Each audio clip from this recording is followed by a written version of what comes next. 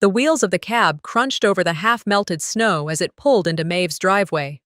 I sat still for a second longer, crutches resting against my lap, wondering if stepping out meant stepping in or stepping away from the person I had been until now. I thanked the driver, climbed out slowly, each movement deliberate. My hips still ached from the fall, the kind of ache that wasn't sharp but lingering, like memory. Maeve opened the door before I could knock. "There she is," she sang, arms spread wide like she was on some Hallmark set. I let her hug me. It wasn't cold, but it wasn't warm either. Her husband Luther appeared behind her, nodding as if I were a guest arriving for a polite dinner, not someone they'd offered a room to after rehab. He shook my hand, but not like you'd greet family, like I was a business transaction. Inside, the smell of lemon cleaner hit me before the heat did. I scanned the living room, immaculate, too perfect. Like no one lived here, just posed. Maeve led me down the hall. "We've set you up in the guest room," she said. "I know it's not the same as your old space." My old room, the one with the dusty bookshelf and the ugly lamp I loved, gone. A treadmill stood where my bed used to be, storage boxes where my posters once hung. She opened the guest room door, a white bedspread, a single nightstand, no photos, no books, no sign I'd ever existed in their lives before this week. "Make yourself at home," she said, walking away. But I didn't. I sat on the edge of the bed and stared at the wall, where a painting hung crooked, like it wasn't sure it belonged there either. Dinner came around 7. The table was set for 4. Maeve, Luther, their daughter Ava, and me. Or so I thought. I eased myself into the chair, the cushion firm under my hip, grateful just to sit. They were already serving themselves, laughter, wine glasses clinking, but my plate was missing. "Oh," Maeve glanced at me, as if surprised to see me still here. "I thought you'd eaten earlier." "No," I said quietly. "I didn't." She stood, hesitating. "I'll fix you something." "It's fine." "It's really no trouble." I said it's fine. She nodded, returning to her seat. 5 minutes later, she placed a small plate in front of me, some overcooked green beans and a slice of plain chicken. "Don't they have physical therapy in assisted living?" Ava asked, twirling pasta on her fork. Maeve didn't respond, neither did I. Luther cleared his throat. "Did you all hear? I'm being honored by the Historical Society next month." He went on about his award. I tuned him out. My eyes wandered to the fridge. A faded name tag clung to the corner. "Hello, my name is..." with names written beneath. Ava, Maeve, Luther. Mine wasn't there. Later that night, I asked Maeve about my discharge papers. "Don't worry," she said. "We already filed for your insurance." "You're covered." That struck me as odd. While everyone slept, I slipped into the office and checked the file cabinet. My name wasn't on anything. Luther's was, as primary contact, as medical proxy. I didn't panic. Not yet. Back in my room, I charged my phone, or tried to. My charger was gone. "Where's my charger?" I asked Maeve the next morning. "I tucked it away," she said, setting a mug down. "You need rest, not screen time." I nodded, but something sharp twisted inside me, like a thread pulling tighter. Later, I heard Luther talking on the phone from his office. "Yeah, she's still here, for now," he said, chuckling. That night, I stood in the bathroom, staring at my reflection. The woman looking back at me had gray creeping into her roots, faint scars beneath her eyes, and the kind of tired you can't sleep off. But she was still me. My mother used to say, "You don't owe anyone your silence, especially when it costs you your dignity." I whispered that to myself. "Maybe I'm overreacting," I said aloud. "It's just been a day." But deep down, I knew that something had shifted, quietly, like a door locking behind me. The room was still, the air stale. I lay down, blanket pulled to my chin, my crutches leaning by the door like weapons I wasn't sure I'd need, but might. The morning light didn't feel like a beginning. It felt like a formality. I sat at the edge of the guest bed, trying to stretch my leg gently before standing. My crutches leaned against the nightstand like two quiet reminders. You don't belong here without help. Maeve knocked once before pushing the door open. I made oatmeal, she said. Plain, just how you like it. She hadn't asked how I liked anything. At breakfast, I asked for my rehab discharge papers, curious about what was filed. Maeve smiled too quickly, the kind of smile people use when they're lying, but think they're doing it for your own good. All handled, she said, spooning yogurt into a glass bowl like we were on some lifestyle show. We filed it all for you. Everything's good. That didn't sit right. Later, when she left to run errands, I pulled out my phone to check my online banking. It locked me out. Tried again. Still nothing. Reset password? Blocked. I felt a tight knot twist in my gut. Not panic, but insult. When I asked Maeve about it that evening, she touched my arm like I was a toddler. It's safer this way, so you don't stress. Luther chimed in from the other room. We're just trying to take care of you. No one had asked me if I wanted to be taken care of. No one had asked me anything. I remember my father once said, if someone insists they're helping you but you feel smaller afterward, they're not helping. They're managing. I didn't feel cared for. I felt catalogued. Later that same evening, Maeve knocked again, this time with tea. Chamomile. She placed it down on the nightstand, smoothed the comforter I hadn't wrinkled. They're coming for a tour next week, she said casually. I looked up from my book. Who? Green Hill Care. They have a lovely unit open. You'd love it. Private window, ground floor. She said it like she was offering a beach vacation, like it was normal. My stomach dropped. I never agreed to that, I said, keeping my voice flat. She smiled, sat down beside me. You've had enough decisions lately. Let us help now. That word again, let, like I was some favor to be done. I scanned her face. There was nothing malicious, but there was no uncertainty either. I was not a participant.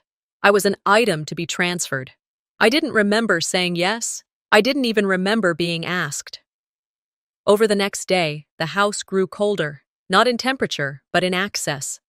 Maeve became busier, her warmth dimmed. Ava avoided my eyes, always had somewhere else to be. I asked if I could keep my medications in my room. Luther answered instead. Better to lock them up, just in case. I found my crutches moved the next morning. They weren't where I'd left them. I asked about it. Must have been the cleaner, Maeve said, even though we hadn't had one in days. The curtain was lifting, and what I saw wasn't abuse. It was erasure, quiet, clean, and efficient. How many things had they removed without telling me? How many decisions rewritten with smiles? That night, I heard Maeve on the phone in the hallway. Her voice was low, but the words traveled through the wood like bullets. She'll be ready, she said. We've kept her calm. No pushback so far. I didn't confront her. I waited. Later, she left a stack of pamphlets on my nightstand. One was titled, Elder Dignity. Another, Memory Care Programs for Loved Ones in Transition. I picked one up, read the first sentence. Sometimes the kindest thing you can do is decide for someone else. I walked to the living room where Ava was half watching TV. Do you think I'm losing it? I asked. She blinked, unsure. I think they're worried about you. Worried. That was the word people used when they wanted you gone without sounding cruel. I didn't cry. I didn't raise my voice. But I knew. This was how it happened. One form at a time. One soft push at a time. Later, in the middle of the night, I got up to refill my water. As I passed the office, the printer light glowed. A fresh page sat in the tray. My name was at the top. Underneath, Luther's signature, a medical proxy form, not signed by me, but clearly waiting. That night, the silence wasn't peaceful. It was poised, as if something was waiting to happen. Maeve went to bed early, her footsteps retreating down the hallway without a word. Luther followed soon after. Ava never said goodnight. I sat alone in the living room, the TV on but muted, the flicker of late-night reruns bouncing across polished wood floors. The house smelled faintly of lemon and fake lavender, like they'd over-cleaned to hide something. I shifted on the couch, trying to ease the ache in my hip. My eyes wandered toward the coat closet by the front door. I got up, slowly, quietly, and opened it. The winter coat my mother gave me, the one she wrapped me in during her last Christmas, the one with the broken zipper she refused to throw out. It was gone. I closed the door softly. When I asked Maeve about it earlier that day, she barely blinked. "Oh, we donated it. It was taking up space." That was all. No apology, not even a hesitation. I wrapped myself in a throw blanket instead, lavender-scented and unfamiliar. It smelled like someone else's home, someone else's story. I sat by the window and stared out into the snow, the street lamp light scattering across the frozen ground like broken glass. And in that quiet, something shifted in me. This wasn't my home. I wasn't welcome. I was tolerated. Until I could be transferred. I was weathering a storm inside walls that weren't mine. A little before midnight, I heard the voices. Faint. Muffled. The wall between the guest room and Maeve's bedroom had always been thin, but they'd never spoken this late before. I sat up slowly, my heart already racing. Maeve's voice came first. "She'll sign it tomorrow. I've softened her up." "Luther. You sure she won't read it?" I froze. "She trusts you," Maeve said. "She won't question it." They didn't talk about me like I was someone with ears, or eyes, or thoughts. I wasn't a person. I was a process. "Luther. Once it's signed, it's binding. No way she can undo it once she's in the system." The words sat on my chest like ice blocks. The window behind me let in a draft, but it wasn't as cold as what I was hearing through the wall. I leaned closer, pressed my ear against the drywall, trying not to breathe. They weren't just planning my future, they were sealing it. My crutches leaned against the dresser. Just a few hours ago, they were my means of movement. Now they felt like weapons. Not for violence, for freedom. I stood up. I made it to the bathroom and locked the door, hands trembling. The fluorescent light above the mirror flickered. I didn't care. I needed to see myself. I stared. The face looking back at me looked older than I remembered. Tired, but not gone. "They're going to erase me," I whispered. My voice cracked. My fingers gripped the counter so tight my knuckles went white. I remembered what my mother used to say when she knew someone was treating her poorly, but smiled through it anyway. "You teach people how to treat you, by what you accept in silence." I whispered that back to the mirror. Then I said it again. Louder. With teeth. I went back to the guest room. Pulled my journal from the nightstand drawer, the one no one knew I kept. Sat on the edge of the bed, open to a blank page, and I wrote every word I heard, every phrase, word for word, line for line, date, time, room, proof. I didn't cry. I didn't pace. I documented. After that, I got dressed. Slowly. Deliberately. The hallway was quiet. I cracked the door. Maeve and Luther's room was dark.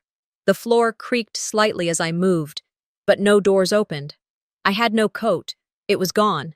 I grabbed the throw blanket and wrapped it tight around me, pulled on my boots, slid my ID, journal, and a few bills of cash into my tote.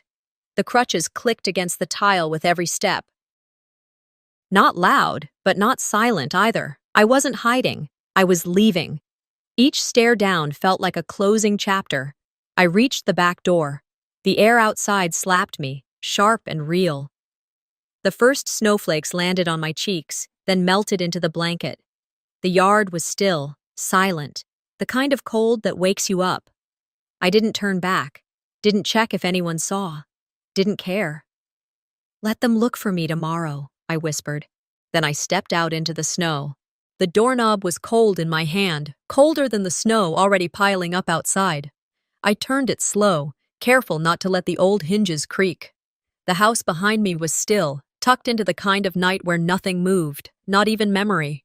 Maeve and Luther were asleep, or pretending to be. Didn't matter now. I stepped out. Snowflakes spun instantly into my face like 1,000 soft slaps. The wind curled under the blanket wrapped around me, biting at my legs.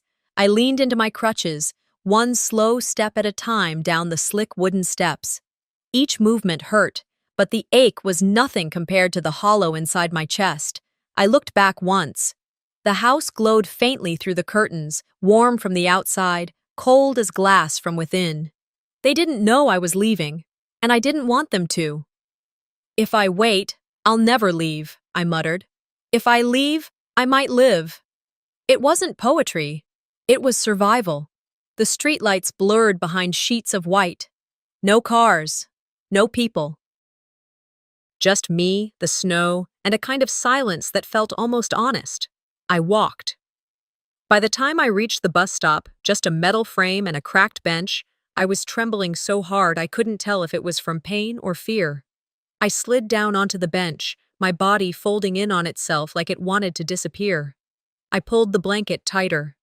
My breath fogged the air in front of me. My fingers, red and stiff, fumbled through my tote, ID, cash, phone, 18% left, journal, no charger, no plan. I tapped the cab app, nothing. I called a local number I remembered from years ago. Voicemail, weather too bad, no pickups. I called Elise, no answer. I stared out into the storm. The snow wasn't letting up. I thought about turning back. Then I remembered Maeve's voice. She'll sign it tomorrow. Not today. Not like this. I tucked the blanket around my knees, buried my face in my scarf. My mother's scarf. Had it still been mine? I closed my eyes, whispering to the wind. Not today. Not anymore. A pair of headlights broke through the swirl. My heart jumped, unsure if I should hope or hide. The car slowed. Stopped. The door creaked open. Arvid? Elise. She stepped out, coat flapping, thermos in hand. I saw the ping. God, you look like hell. I couldn't speak. I just nodded. She helped me into the car, turned the heat up full blast, handed me the thermos. Tea, warm and spiced. I held it with both hands like it was the last good thing on earth. You're not going back there, she said. Ever. I didn't argue.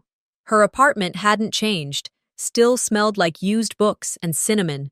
She helped me out of my wet clothes, handed me thick socks, a wool sweater too big for me, a bowl of soup I couldn't finish. She didn't ask questions, not yet.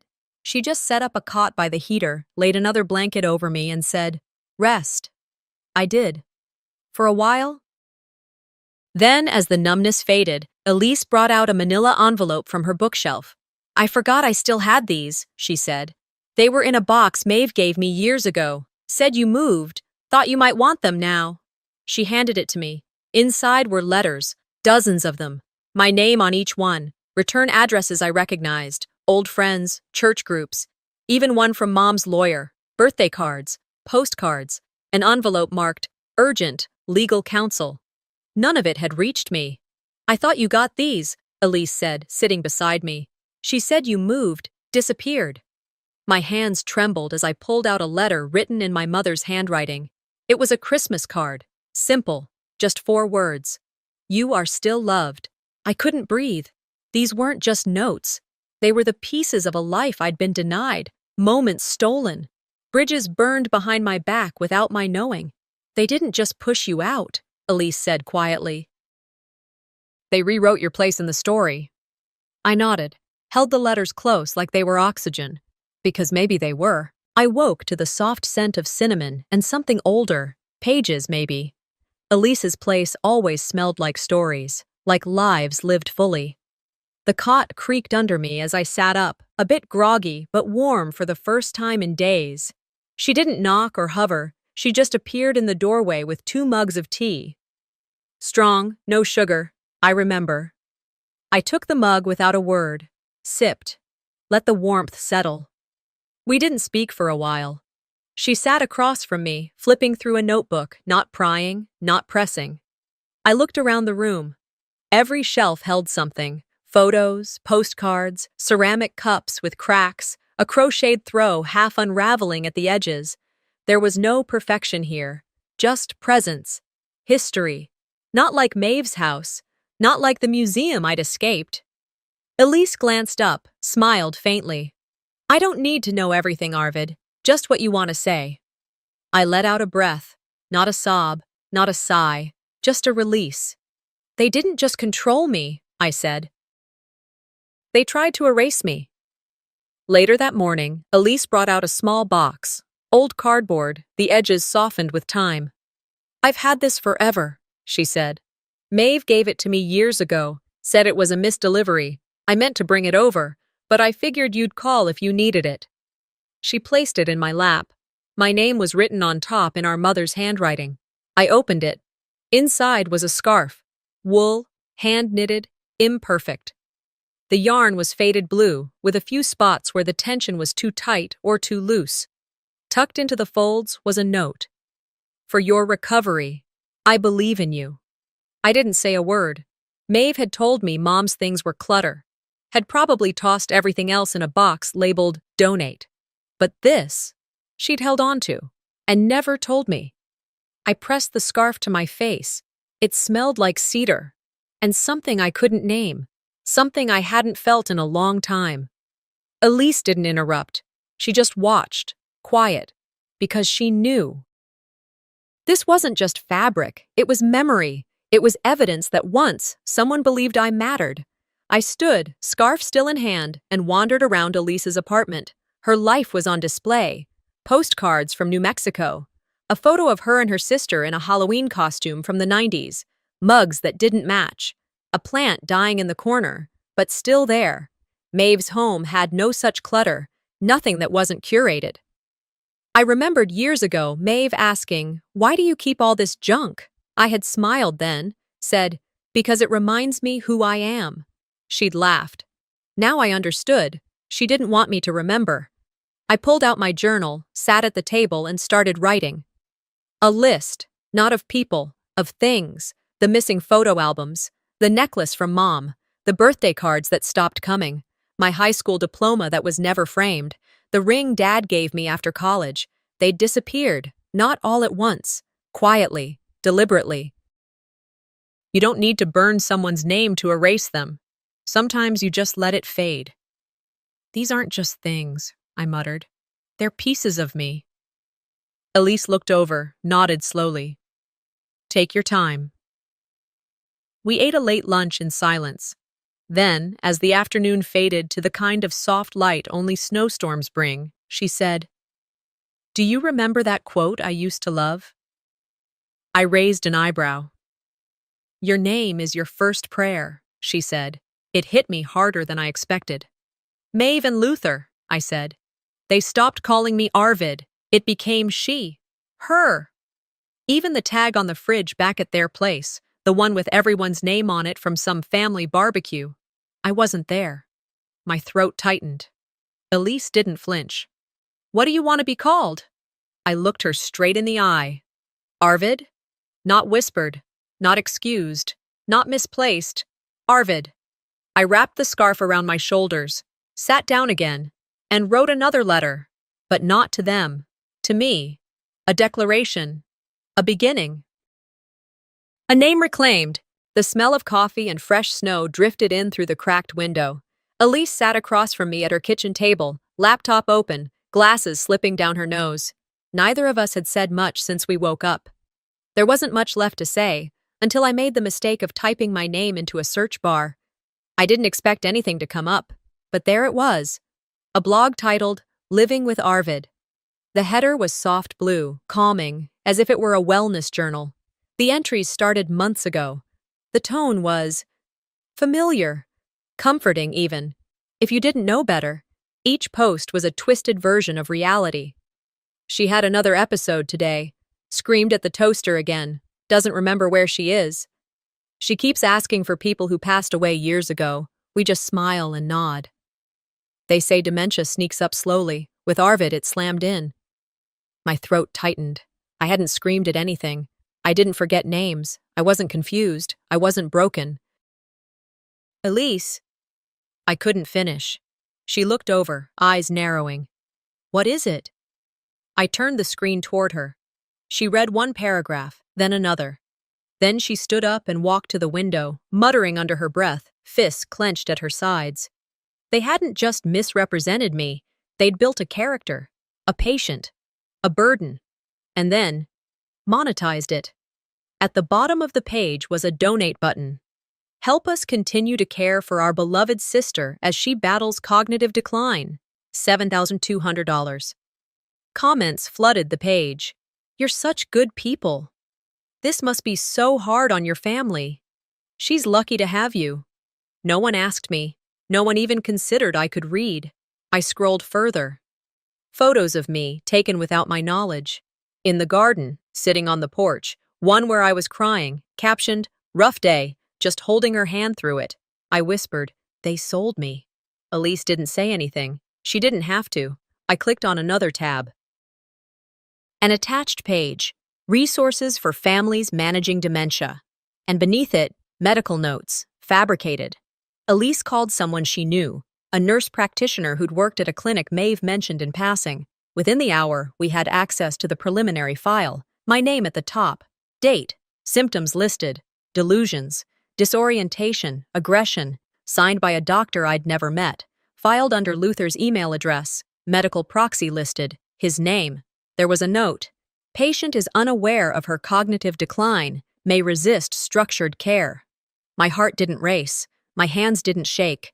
That would have meant panic. What I felt was colder, sharper, clarity. This isn't about helping me, I said flatly. It's about removing me. They weren't afraid I'd lose my mind. They were afraid I'd keep it. Elise closed her laptop. We need to act. She started taking screenshots, downloading copies of every page, offline archives, paper printouts. I picked up my journal again. Began writing, not just what I'd seen, but how each lie had touched my actual life, how they used kindness as cover, how they turned silence into strategy. This wasn't just deception, it was construction. I wrote down every date since the fall, every instance I was left out of a conversation, every name I was no longer called. By early afternoon, we had a file growing thicker than the snow outside. We started calling, a lawyer, a family rights advocate, a journalist Elise trusted. One name led to another. Elise kept saying, "Let them see it. Let them see what they did." Then she looked at me and said, "But they won't listen unless it comes from you." I nodded. I'd spent too many years thinking silence was safer. Now it was proof of consent, and I hadn't consented to a single thing. I picked up the phone and dialed Mr. Keller, my parents' old attorney. He hadn't heard from me in years, but he remembered my voice. "You sound tired," he said. "I'm clear," I replied. He hesitated. "There's something you should know, something your parents put in place a while back. A trust account. Your name's still on it. They never revoked it." I blinked, stunned. "That trust," he said, "includes the house you're living in, or used to. Technically, it's yours. And the rights they think they're using to control you? They don't legally hold them. They never did." I didn't smile, didn't celebrate, not yet, because this wasn't over, not even close. The ride over was quiet. Elise didn't fill the silence. She never did. The heat hummed through the vents, her old car rattling slightly on each bump in the road. Mr. Keller sat behind me, holding the manila folder on his lap like it held a loaded weapon. And maybe it did. I didn't say much. I didn't need to. I'd spent years being spoken over, spoken for. Today, I'd speak for myself. As we pulled into the parking lot of the community center, I adjusted my scarf, the one Mom made. It scratched a little at the neck, but I wore it like armor. My hair was clean, my suit was pressed. No jewelry, no flash, just intention. Mr. Keller cleared his throat. "You sure you want to do this?" "Yes," I said. "Now or never."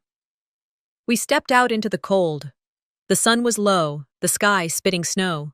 The building buzzed with chatter and music leaking from open doors. A fundraiser, some kind of civic thing. Maeve's project, her stage. Perfect. I walked in during someone's speech. Heads turned like dominoes. Conversations died mid-sentence. I didn't flinch. Maeve saw me first. Her face dropped half an inch before she forced a smile. "You look, well," she said. "You don't." That wiped the grin off her face. Luther approached with a practiced calm. "Arvid, we weren't expecting you." "I know." He leaned in, tone lowered. Is this really the place? I held up the folder. This seems like exactly the place. Before they could move, Mr. Keller joined me at the edge of the small platform where the speakers had been taking turns. He addressed the crowd without theatrics. Ladies and gentlemen, I'm Benjamin Keller, retired attorney. This document is a copy of the trust left behind by Robert and Esther Vance, parents of Arvid Maeve Vance. It names Arvid as the sole owner of the property at 413 Forest Lane. Whispers. A few gasps. Luther stepped back.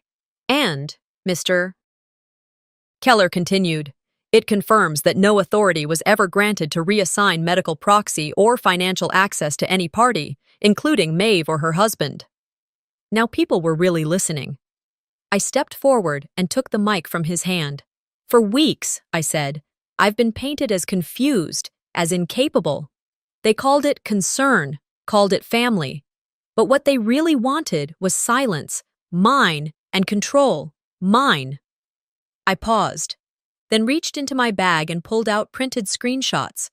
I held them up one by one, a blog entry, a forged report, a list of donors. This is the story they told the world, not to help me, but to sell me, and you bought it. I could feel the weight in the room shifting, unease curdling into discomfort. You all know me. Some of you watched me grow up, and yet you saw their words and believed I had vanished.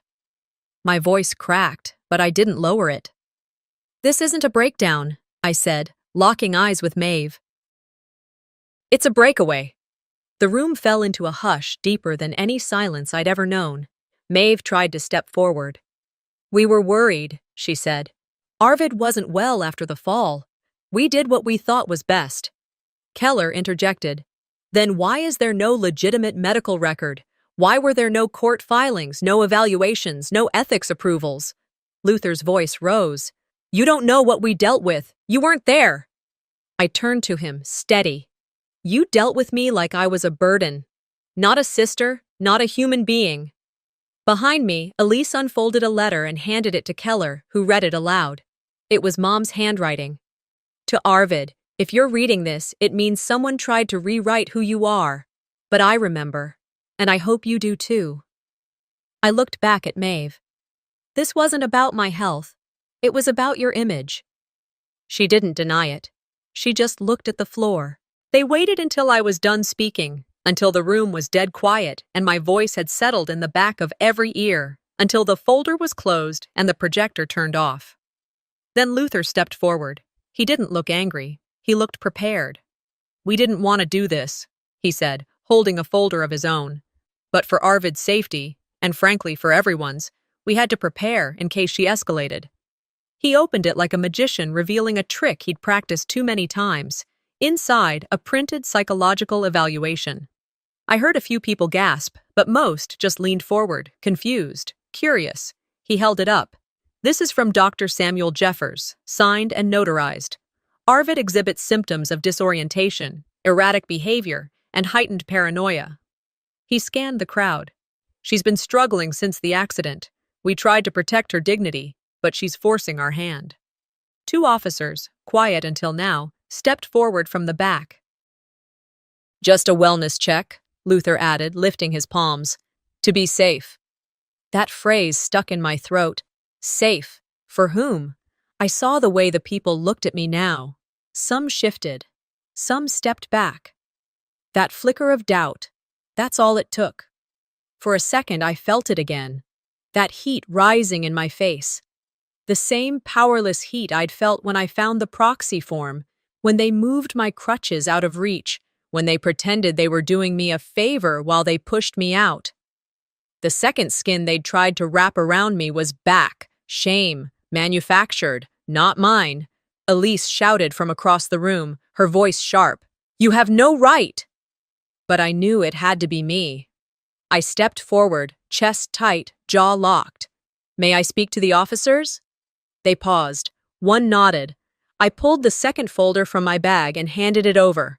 Inside, every screenshot, the fabricated blog posts, the financial trail, the PayPal donations made in my name, claiming I was slipping away from reality. Mr. Keller's statement, My own letter, dated and notarized, and a flash drive. Play the last file, I said. They did. Maeve's voice. Clear, calm. She's not going to question it. Just tell her she looked confused yesterday. Ava, you can do that. Luther. Stick to the script. All we need is her signature, and she's out of our hands. The room didn't erupt. It collapsed. Silence isn't always peace. Sometimes it's a room holding its breath. I turned toward the people watching. This is how it happens, I said. Not all at once. One silent nod, one forged paper, one withheld truth. That's all it takes to disappear someone. The officer closed the folder. We'll be reporting this, he said. Legal falsification, elder abuse, misuse of medical authority. No sirens, no handcuffs, just steps. Maeve turned, already walking. Luther followed, and the eyes they met weren't kind. A few phones came out, clicking. Filming. That's how shame works now. In pixels. Shared online. Instant. I didn't move, didn't chase them, didn't need to. Behind me, someone whispered, she really had proof. Another said, I donated to that blog. A third, softer. I never asked her how she was doing. Elise came to my side. We didn't speak. The air in the room had shifted. Not in my favor. Not against me either. Just aware. That's all I'd wanted. A woman from the church approached me, eyes glassy. You're stronger than all of us. I shook my head. I just stopped pretending their silence was kindness. Outside, the wind had calmed. The sun was low. My scarf, the one they tried to throw away, wrapped tight around my shoulders. Not for warmth, for memory, for proof. The cafe was quiet, just the way I needed it. A small table by the window, a cup of black coffee, cooling slowly. My journal open, pen uncapped. I watched people drift by in the slush and sunlight, their boots leaving temporary marks on melting sidewalks. It had been a week since the community center. Since the folder, the microphone, the officers, the look on Maeve's face when the mask fell, and the world saw what I had carried alone for years. The phone had stopped ringing. Emails slowed. No one knocked anymore, not even with excuses. Elise checked in every day, bringing warmth without questions. Ava had sent a letter, handwritten. No lies this time, just her handwriting and a simple apology. I read it twice, then tucked it between the pages of my journal. Luther and Maeve had gone quiet, and for the first time in a long time, silence didn't feel like erasure. It felt like peace. I took off my gloves and began writing. Not about them, about what comes after. People kept asking the same thing. Will you forgive them? As if healing had to be signed off by the people who broke me. I thought about it. Turned the word over in my head like a coin. Forgiveness, not out of anger, not bitterness, just clarity. Forgiveness isn't for them. It's not a key I hand them so they can come back through the door they locked behind me. It's a bridge. One I build for myself, so I can cross over without dragging their weight behind me. I reached into my bag, pulled out the scarf my mother knitted, pressed it against my chest. Her note still folded in the inside seam. You are not hard to love. I whispered it to myself. Maeve never gave me peace because she never found it for herself. And I wasn't going to wait for her to hand me what she didn't have. I moved on, not because they earned it, but because I did.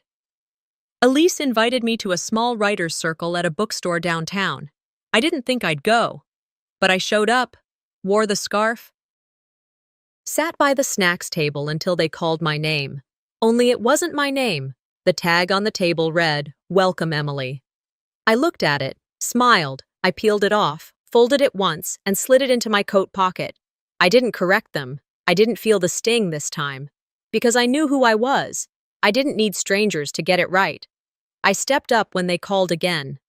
My name's Arvid, I said into the mic. I opened the first page of my memoir draft and began to read. This isn't a story of betrayal, I said. It's a story of reclaiming breath. The words sat still in the air. and for the first time, I felt no need to chase them. Let them linger, let them land. Mr. Keller finalized the trust. It was official. The house I once thought was theirs, technically mine, legally documented. I didn't kick Maeve out. That would have made me her. But she left anyway. Luther was still being investigated. Fraud, coercion. The blog that once called him a saintly caregiver had vanished. His name no longer circled school newsletters or community events. I donated part of the recovered donations to a local elder justice center. Quietly, anonymously. I walked now without crutches. Not because the pain vanished overnight, but because I finally had something to walk toward. Something real. Mine. The old Arvid would have waited for applause, a pat on the back, acknowledgement. Now I just wanted space. The chapter didn't end with a gavel or a headline. It ended with a chair by the window, my scarf, my coffee, and quiet, the kind I finally owned.